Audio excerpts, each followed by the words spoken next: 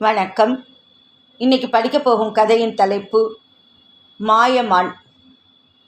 இது ஒரு குறுநாவல், சிறுகதை தான், கொஞ்சம் பெருசாக இருக்கும், குறுநாவல்னு சொல்லலாம். கதைக்கு போகலாமா? சுவாரஸ்யமான கதை புத்தகம் அது. கதாநாயகியின் உணர்ச்சிகளில் மனமொன்றி போயிருந்த வசந்தாவிற்கு பொழுது போனதே தெரியவில்லை. வசந்தா, வசந்தா என்று அவள் பெயரை சொல்லி உரத்த குரலில் கீழே இருந்தபடியே மன்னி கனகம் கூப்பிட்டதை உணர அவளுக்கு சிறிது நேரம் சென்றது. கனவினின்று திடுக்கிட்டு விழித்து கொண்டவள் போல சாய்வு நாற்காலியிலிருந்து எழுந்தாள் அவள். அரை மனத்துடன் கையில் இருந்த புத்தகத்தை மேஜை மீது வைத்துவிட்டு மாடி அறையின் ஜன்னல் வழியே முற்றத்தை எட்டி பார்த்தாள். என்னத்திற்கு மன்னி கூப்பிடுறேள் என்று அசிரத்தையாக கேட்டாள் வசந்தா. முற்றத்து கல்லூரலில் இட்லிக்கு மாவரைத்து கொண்டிருந்த மதனி கனகம் வசந்தாவின் குரலை கேட்டதும் வேலையை நிறுத்திவிட்டு தலை நிமிர்ந்து அவளை பார்த்தாள். வாசல்ல ராஜி அழற சத்தம் கேட்கறது, என்னன்னு கொஞ்சம் பாரு என்றாள் மன்னி. காலையில் எழுந்ததிலிருந்து கொஞ்சமும் ஓய்வின்றி மன்னிக்கு வீட்டு வேலைகளில் கூட உதவி செய்திருந்தாள் வசந்தா. சிறிது நேரமாவது நிம்மதியாக இருக்கலாம் என்றால் இந்த மன்னி ஏதாவது வேலை சொல்லிக்கொண்டே இருக்கிறாளே என்று ஒரு கணம் அவள் மனத்தில் கனகத்தின் மேல் கோபம் எழுந்தது. ஆனால் மன்னியின் முகத்தை கூர்ந்து நோக்கிய மறுகணம் வசந்தாவின் உள்ளத்தில் கோபத்திற்கு பதில் பச்சாதாபந்தான் உண்டாகியது. தலையை வாரி பின்னிக்கொள்ளக்கூட பொழுது இல்லாமல் அவசரமாக அள்ளி முடித்து கொண்ட கூந்தல் காற்றில் பறந்து கண்களை மறைக்க, முத்துக்களை போன்று நெற்றி மீது படிந்திருந்த வியர்வை துளியில் கரைந்து போன குங்குமம் நாற்புறமும் வழிந்தோட மிகவும் களைப்பாக தென்பட்டாள் கனகம். எத்தனையோ செல்வமாக இருக்க வேண்டியவள் அவள். 2 குழந்தைகளுக்கு தாயாகி விட்டிருந்தாள் என்பதை தவிர அவளுக்கு உண்மையிலேயே வயது 28 கூட ஆகவில்லை. இருந்த போதிலும் பார்வைக்கு 35 வயதிற்கு மதிப்பிடக்கூடிய அலுப்பு நிறைந்திருந்த அவளது முகத்தை கண்ட வசந்தாவிற்கு பரிதாபம் உண்டாகியது. குடும்ப பொறுப்பு, தொல்லைகள் என்ற காரணங்கள் சில பெண்களுடைய இளமையை எப்படி நாசமாக்கி விடுகின்றன என தனக்குள்ளே வியந்து கொண்டு அவள் மாடி அறையை விட்டு கீழே இறங்கி வந்தாள். குழந்தைகளை சமாதானப்படுத்தி அவர்களை விளையாட வாயில் பக்கம் அனுப்பிவிட்டு முற்றத்திற்கு வந்தாள். குழாயில் தண்ணீர் பிடித்து கொண்டிருந்த கனகம் அவளை பார்த்துவிட்டு மெல்ல சிரித்தாள். மணி, நீங்க எப்போ தலை பின்னிக்கிறதா உத்தேசம்? மணி என்ன ஆறுது தெரியுமா என்று கேட்டாள் வசந்தா பரிகாசமாக. ராத்திரி சமையலுக்கு அடுப்புல ஜலம் போட்டுட்டு என்று கனகம் முடிப்பதற்குள் குறுக்கிட்ட வசந்தா, போங்க மணி, உங்களுக்கு வேலைன்னு ஆரம்பித்தா ஓய்வு ஏது?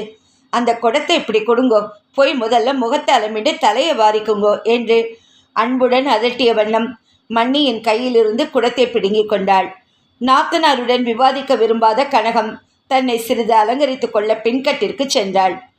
இரவு சமையலுக்கு வேண்டிய காரியங்களை கவனிப்பதில் முனைந்தாள் வசந்தா. குமுட்டி அடுப்பை நன்கு எரியும்படி விசிறிக்கொண்டே இருந்த அவளது மனம் பலவிதமான சிந்தனைகளில் ஈடுபட்டது. 10 வருஷங்களுக்கு முன்பு நடந்தது அந்த சம்பவம். ஆனால் அது அவளுக்கு இன்றைக்கு நடந்ததைப் போல் மிகவும் தெளிவாக நினைவிற்கு வந்தது. அப்பொழுது அவளுக்கு 8 வயது.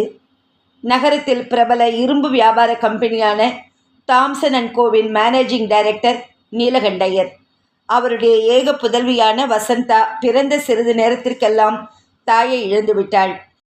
தாயில்லாத தன் கடைக்குட்டி மீது நீலகண்டையருக்கு அபாரமான வாஞ்சை. தமையன் நடராஜன், தியாகராஜன் இவர்களிடையே கண்ணின் கருமணி போல செல்லமாக வளர்க்கப்பட்டு வந்த அவளுக்கு வாழ்க்கையில் துன்பம் என்பதையே அறிய சந்தர்ப்பம் இல்லை. அன்று ஒரு நாள் காலை விடிந்து வெகு நேரம் ஆகியும் குழந்தை வசந்தா படுக்கையை விட்டு எழ மனமில்லாதவள் போல் தூங்கி கொண்டிருந்தாள். வசந்தா, எழுந்துரு, என்ன தூக்கம் போ என்று பரிகாசமாக கேட்ட அப்பா குழந்தையை தட்டி எழுப்பினார். மனமில்லாமல் எழுந்து உட்கார்ந்த பெண்ணை பார்த்த தந்தை, கீழே யாரெல்லாமோ வந்திருக்கிறார்கள், நீ என்னடா என்றால் இப்படி தூங்குகிறாயே, அசடு, எழுந்திரு என்று செல்லமாக அதட்டினார். அடுத்த வினாடி படுக்கையை விட்டு துள்ளி எழுந்த அவள் அப்பாவின் கரத்தை பிடித்து கொண்டு வந்திருப்பவர்களை பார்க்க கீழே விரைந்து சென்றாள். தூங்கு முஞ்சு குட்டி, பார் உள்ளே யார் வந்திருக்கிறார்கள் என்று அண்ணா நடராஜன் அவளை சமையலறைக்குள் பிடித்து மெல்ல தள்ளிவிட்டான். கடுக்கென்று சிரித்த சத்தம் கேட்டு வியப்புடன் திரும்பி பார்த்தாள் குழந்தை. கதவின் மறைவில் நின்று கொண்டிருந்த அந்த அழகிய இளம் மங்கையை கண்டு அப்படியே திகைத்து போய்விட்டாள். என்ன விழிக்கிறாய்? யார் என்று தெரியவில்லையா? மன்னி கனகம் என்று அறிமுகப்படுத்திய நடராஜனின் குரல் குதூகலத்துடன் ஒலித்தது. மன்னி கனகத்தை தங்கள் வீட்டில் பார்த்த முதல் நாளே வசந்தாவிற்கு மிகவும் பிடித்துவிட்டது. வயது முதிர்ந்த பாட்டியை தவிர வேறு எந்த ஸ்திரீயையும் பார்த்து பழக்கப்பட்டிராத வசந்தாவின் கண்களுக்கு கனகம் மிக்க வியப்பை உண்டாக்கினாள். கனகத்தின் நீண்ட கூந்தலைக் கண்டு பிரமிப்பாள் அவள். மருதாணியினால் சிவந்த அவளது மெல்லிய விரல்களை தொட்டு பார்த்து மகிழ்வாள் குழந்தை. மைப்படிந்த மதனியின் அழகிய விழிகளை பார்த்து விவரிக்க முடியாத ஆச்சரியத்தில் மூழ்கிவிடும் அவளது சிறிய உள்ளம். மதனி கனகம் சாப்பாடு போட்டால்தான் சாப்பிடுவேன், கனகம்தான் தலைவாரி விட வேண்டும் என்றெல்லாம் பிடிவாதம் செய்து தனது அன்பை அக்காலத்தில் தெரிவித்துக் கொண்டிருந்தாள் வசந்தா. 10 வருட காலம் நெருங்கி பழகியதில் அவளுக்கு கனகத்தின் மீது அலாதியான ஒரு அன்பு ஏற்பட்டிருந்தது உண்மையே. சந்தர்ப்பங்களுக்கு தக்க வண்ணம் தாயைப் போலவும் தமக்கையைப் போலவும் மதனியைப் போலவும் கனகம் அவளிடம் நடந்து கொண்டாள். அருமையாக தன்னிடம் நடந்து கொண்ட மதனியுடன் எத்தனையோ தடவைகள் அவள் மனஸ்தாபப்பட்டிருக்கிறாள். பொறுமையே உருவென தோன்றும் மதனிக்கு கோபம் வருவது உண்டு. குடும்ப தொல்லைகள் பலவற்றாலும் நாற்புறமும் நெருக்கப்படும் பொழுது அவள் யாரென்றும் பாராமல் எரிந்து விழுவாள். கடுமையான சொற்களை கேட்டு அறியாதவள் வசந்தா. மன்னி வெடுக்கென்று ஒரு வார்த்தை கூறிவிட்டால் போதும், வசந்தாவின் கண்களில் நீர் நிறைந்துவிடும். பூப்பட்டால் கொப்பளிக்கக்கூடிய மென்மையான மனம் வாழ்க்கைக்கு உதவாது என்பது அவளுக்கு தெரிந்த தத்துவம்தான். உலகில் குறைகள் இல்லாத மனித பிறவி யாரேனும் உண்டா?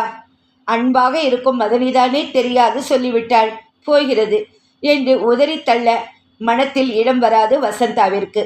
அதையே நினைத்து பல நாள் முகத்தை தூக்கி வைத்து கொண்டிருப்பாள். ஆனால் கனகத்தின் விஷயமே வேறு. சொன்ன அடுத்த நிமிஷம் சம்பவத்தை மறந்து முன்போலவே கலகலப்பாக நாத்தனாரிடம் உறவாடுவாள். மொத்தத்தில் கனகம் நல்ல பெண். சில சமயத்தில் மட்டும் பொறுமையை இழந்து விடுவாள். அவளை சொல்லி குற்றமில்லை. 10 வருடங்களுக்கு முன்பு பூங்கொடியைப் போல் இளமையின் அழகில் மிளிர்ந்த கனகத்திற்கும் இன்றைய கனகத்திற்கும் எத்தனை வித்தியாசம்! பலவாறு எண்ணிக்கொண்டே வெங்கலப்பானையில் கொதித்து கொண்டிருந்த நீரில் அரிசியை களைந்து போட்ட வசந்தாவின் உள்ளத்திலிருந்து வேதனை ஒரு பெருமூச்சாக வெளியே எழுந்தது. 10 வருட காலம் வாழ்க்கையில் நீண்டதொரு காலம். அவர்களுடைய குடும்பத்தில் அந்த வருடங்கள் எவ்வளவு சீக்கிரத்தில் மாறுதல்களை உண்டாக்கின. தடைப்பட்ட சிந்தனை மீண்டும் தொடர்ந்து எழுந்தது அவளது உள்ளத்தில். வசிக்க அழகிய பங்களா, கலாசாலை சென்று வர கம்பீரமானதொரு கார், ஏவின வேலைகளை கவனிக்க வேலைக்காரர்கள் என்று செல்வமான வாழ்க்கை நடத்தி வந்த வசந்தா அந்த வாழ்க்கைக்கு ஒரு முற்றுப்புள்ளி வைக்கப்படும் காலம் நெருங்கிவிட்டதை அறியவே இல்லை. ஒரு நாள் சாயங்காலம் கலாசாலை நின்றும் திரும்பி வந்த அவள் வரவிற்காக அண்ணா நடராஜன் வாயிலேயே நின்று கொண்டிருப்பதை கண்டாள். ஆச்சரியத்துடன் காரிலிருந்து இறங்கினாள். புத்தகங்களை இப்படி கொடு என்று கூறிய சகோதரன் அவள் கையில் இருந்து அவைகளை வாங்கி கொண்டான். வசந்தா, நீ இப்போ தைரியமாக இருக்கணும். நேரக்கூடாதது நடந்துவிட்டது என்றான். அவன் தொண்டை துக்கத்தினால் கம்மியது. வசந்தாவிற்கு ஒன்றுமே புரியவில்லை. எனினும் ஒருவித திகிலினால் அவள் நெஞ்சம் வேகமாக துடிக்க ஆரம்பித்தது. அவள் பதில் கேட்கும் முன் அண்ணா அவளை மாடி ஹாலுக்கு அழைத்துச் சென்றான். அங்கே அவள் கண்ட காட்சியை அவள் வாழ்நாட்களில் என்றேனும் மறக்க முடியுமா? கலாசாலைக்கு போகும் முன் அவளிடம் அன்பாக பேசி விடை கொடுத்து அனுப்பிய தந்தை பிணமாக கட்டிலில் கிடத்தப்பட்டிருந்தார். கண்ணீர் படிந்த கண்களுடன் சுற்றிலும் எல்லோரும் நின்று கொண்டிருந்தனர். மாரடைப்பு நோயால் தந்தைக்கு திடீரென்று மரணம் ஏற்பட்டது என்பதை அறிந்த வசந்தா துயரம் தாழாது வாய்விட்டு அழுதுவிட்டாள். நீலகண்டையரின் எதிர்பாராத மரணம் அவர்களது குடும்பத்தை மிகவும் பாதித்துவிட்டது என்றே கூற வேண்டும். கவலை என்பது தெரியாமல் வளர்ந்த அவருடைய குழந்தைகள் மூவரும் தந்தையின் மரணத்திற்கு பின் தங்களது உண்மையான நிலையை பற்றி ஆராய்ந்து பார்த்த பொழுது திடுக்கிட்டு விட்டனர். நீலகண்டையர் பெரிய உத்தியோகம் வகித்தார். மிகப்பெரிய பங்களாவில் சுகமாக வாழ்ந்தார் என்பதை தவிர செப்பு தம்படி கூட ஆஸ்தியாக சேர்த்து வைக்கவில்லை. அதற்கு பதில் மிக்க பெரியதொரு கடனை தம் மைந்தர்கள் தலைமீது சுமத்திவிட்டு சென்றிருந்தார். வசந்தாவின் பெருமைக்கு பாத்திரமான கார், கனகத்தின் மீது இருந்த வைர நகைகள் யாவும் கடனுக்காக விற்கப்பட்டன. அத்தனை பெரிய பங்களாவிற்கு வாடகை கொடுத்து சமாளிக்க முடியாதென அதை விட்டு ஒரு சிறு வீட்டில் குடியேறினார்கள் அவர்கள். வேலையாட்கள் நிறுத்தப்பட்டனர். குடும்பத்தை காப்பாற்றும் பொறுப்பு மூத்த பிள்ளை நடராஜன் மீது விழுந்தது. ஈஸ்வரன் பென்சில் கம்பெனியில் விளம்பர லாக்காவில் உதவி மேனேஜராக 200 ரூபாய்கள் சம்பளத்தில் வேலை செய்து கொண்டிருந்தான் நடராஜன். தந்தை உயிருடன் இருக்கையில் அந்த சம்பளம் அவனது தனி செலவுக்கு உபயோகிக்கப்படும் சிறு தொகையாக இருந்தது. ஆனால் தந்தைக்கு பின் ஒரு பெரிய குடும்பத்தையே அந்த சிறு தொகையினால் தான் நிர்வகிக்க வேண்டியிருந்தது. அந்த வருடம் வசந்தா எப்படியோ இன்டர்மீடியட் பரீட்சையில் முதல் வகுப்பில் தேறிவிட்டாள். அவளுக்கு மேலே படிக்க வேண்டும் என்ற ஆசை. ஆனால் பாவம், நடராஜன் ஒருவனாக என்ன செய்ய முடியும்? கெமிஸ்ட்ரி ஆனர்ஸ் வகுப்பில் படித்து கொண்டிருந்த தம்பி தியாகராஜன் 2 குழந்தைகள், மனைவி, தங்கை, இத்தனை பேர்களையும் காப்பாற்ற வேண்டுமானால் அவன் மட்டும் என்ன செய்யக்கூடும்? கையில் இருந்த கொஞ்சம் தொகையை வைத்துக்கொண்டு தங்கைக்கு அந்த வருடமே நல்ல இடமாக பார்த்து கல்யாணம் செய்து வைப்பது என்பது முடியாத காரியம். அவளுக்கு கல்யாணம் இல்லை என்றால் படிக்க வைக்கலாம் என்று பார்த்தால் அதுவும் கஷ்டமான காரியம்தான். வசந்தாவின் மேல் படிப்பு முக்கியமா? இதை பற்றி நடராஜன் நீண்டதொரு ஆலோசனை செய்தான். தன்னை விட தியாகராஜன் படிப்புதான் முக்கியம் என்று வசந்தா தீர்மானித்தாள். அண்ணா படித்து பட்டம் பெற்று ஏதாவது உத்தியோகத்திற்கு வந்தால் தங்கை ஆசைப்படும் கலாசாலை படிப்பிற்கு உதவி செய்யாது போய்விடுவானா? தியாகராஜனும் நடராஜனைப் போல அன்பான சகோதரன். அவனுக்காக அவள் தனது படிப்பு ஆசையை விட்டு கொடுத்தால் என்ன? இப்படியாக வசந்தாவின் படிப்பிற்கு முற்றுப்புள்ளி வைக்கப்பட்டது. கலாசாலை படிப்பை விட்டு வீட்டிலேயே வீணாக கழிக்க நேர்ந்த அந்த 2 வருடங்களை மீண்டும் வசந்தா நினைத்து பார்க்க கூட விரும்பவில்லை. ஆனால் அவள் செய்த தியாகத்திற்கு பயன் இல்லாமல் போகவில்லை. தந்தை இறந்த 3 வருடங்களுக்கு பின் அந்த குடும்பத்தில் சில அபிவிருத்திகள் மெல்ல தோன்றலாயின. தியாகராஜன் பரீட்சையில் நன்கு தேறி பட்டம் பெற்றான். அதை தொடர்ந்தாற்போல் அவனுக்கு சிவகிரி சர்க்கரை தொழிற்சாலையில் ஒரு நல்ல உத்தியோகமும் கிடைத்துவிட்டது. வேலையை ஒப்புக்கொள்ள 2 வாரங்களுக்கு முன்புதான் அவன் நகரத்தை விட்டு சிவகிரிக்கு சென்றிருந்தான். அவனிடமிருந்து வந்த கடிதம் மிகவும் திருப்திகரமாக இருந்ததை குறித்து வசந்தா மகிழ்ச்சி அடைந்தாள். தங்கையை மேலே படிக்க வைக்கும் பொறுப்பை இனிமேல் ஒரு சமயம் தியாகு அண்ணா ஏற்றுக்கொள்ளலாம் அல்லவா? வேலை கிடைத்த சந்தோஷத்தில் அண்ணா தங்கையின் படிப்பை பற்றி மறந்துவிடப் போகிறானோ என்னவோ. சிவகிரியில் உள்ள கலாசாலையை பற்றி விசாரித்து எழுதும்படி தியாகுவுக்கு ஒரு கடிதம் எழுதியிருந்தாள் வசந்தா. அவனிடமிருந்து ஏன் பதில் வரவில்லை? இந்த அண்ணா பாட்டில் தூங்கி கொண்டிருக்க போகிறான், பிறகு கலாசாலையில் இடமில்லை என்று திண்டாட வேண்டியிருக்கும் என பலவாறு எண்ணிய வசந்தாவின் சிந்தனை வேகமாக ஒலித்த பாதரட்சியின் சத்தம் கேட்டு தடைப்பட்டு நின்றுவிட்டது. ஆபீஸிலிருந்து திரும்பி வந்த அண்ணா நடராஜன் ஹாலுக்குள் நுழைவதை அறிந்த அவள் சமையலறையை விட்டு வெளியே வந்தாள். களைப்புடன் நாற்காலியில் சாய்ந்து கொண்ட நடராஜன் ஆபீஸ் உடைகளை கூட கழற்றாது தங்கையை கண்டதும் புன்னகையுடன், வசந்தா, தியாகுவிடமிருந்து கடிதம் வந்திருக்கிறது.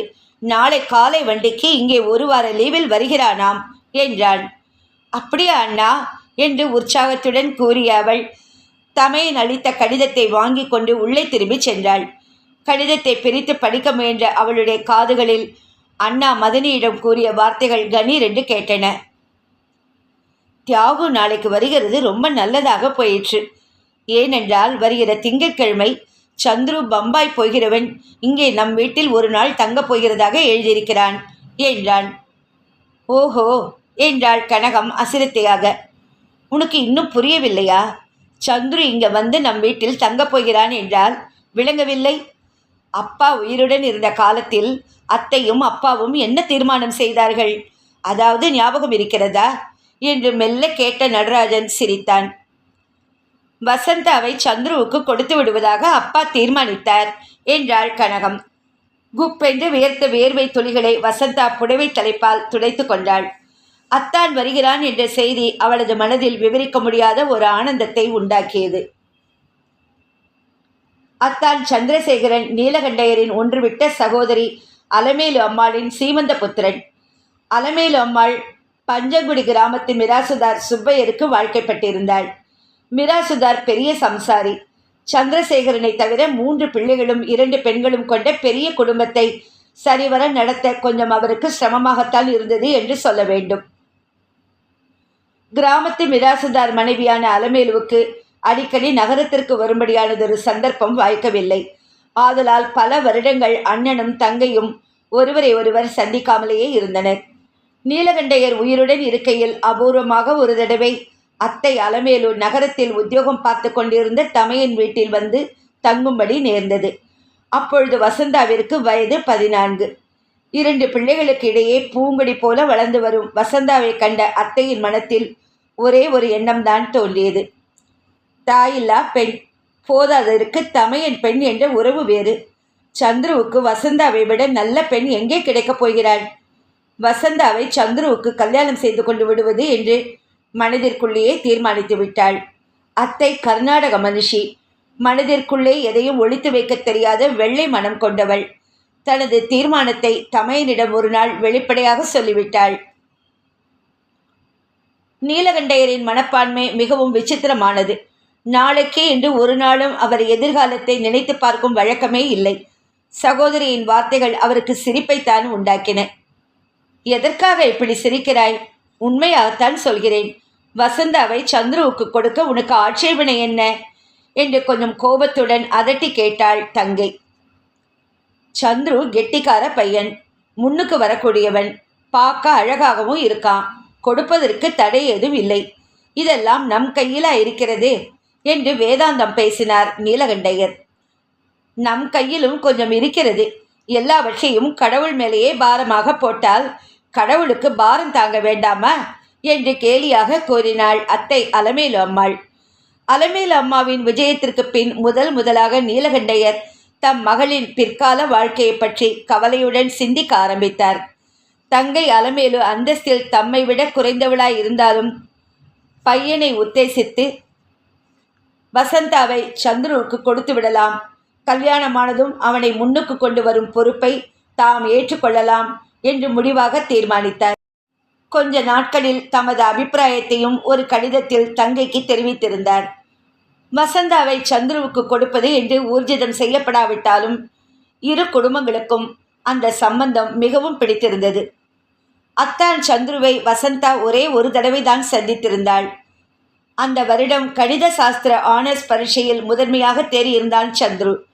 மேலே என்ன செய்வது என்று அவன் யோசிப்பதற்கு முன் சில நாட்கள் நகரத்தில் தங்கள் வீட்டில் வந்து தங்கி போகும்படி நீலகண்டையர் கடிதத்தில் மருமகனை அழைத்திருந்தார். பிற்காலத்தில் தனக்கு வரப்போகும் மாப்பிள்ளையை பற்றி நன்கு அறிந்து கொள்ள இதுதான் தக்க சந்தர்ப்பம் என அவர் கருதியிருந்தார். முன்பின் பார்த்திராத அத்தானை பற்றி பலவிதமாக கற்பனை செய்து கொண்டிருந்த வசந்தா முதலாக பார்த்தபொழுது மிகவும் பிரமித்து போய்விட்டாள். அலமேலு அத்தையைப் போன்று அத்தான் சந்துரு நல்ல சிவப்பு நிறம், களை பொருந்திய முகம். அத்தனை சுந்தர புருஷனாக அவன் இருப்பான் என்று அவள் எதிர்பார்க்கவே இல்லை. வந்த முதல் நாள் அதிகம் பேசாத அத்தான் சந்துரு சில தினங்களில் வசந்தாவிடம் சகஜமாக பேசி பழகினான். அப்பொழுதெல்லாம் அத்தானின் மனத்தில் அவளை பற்றி எத்தகைய எண்ணங்கள் இருந்தனவோ அது அவளுக்கு தெரியாது. ஆனால் வசந்தாவின் மனம் மட்டும் விவரிக்க முடியாத ஒருவித இன்பத்தில் தத்தளித்து கொண்டிருந்தது. இதன் தொடர்ச்சியை அடுத்த பகுதியில் படிக்கிறேன்.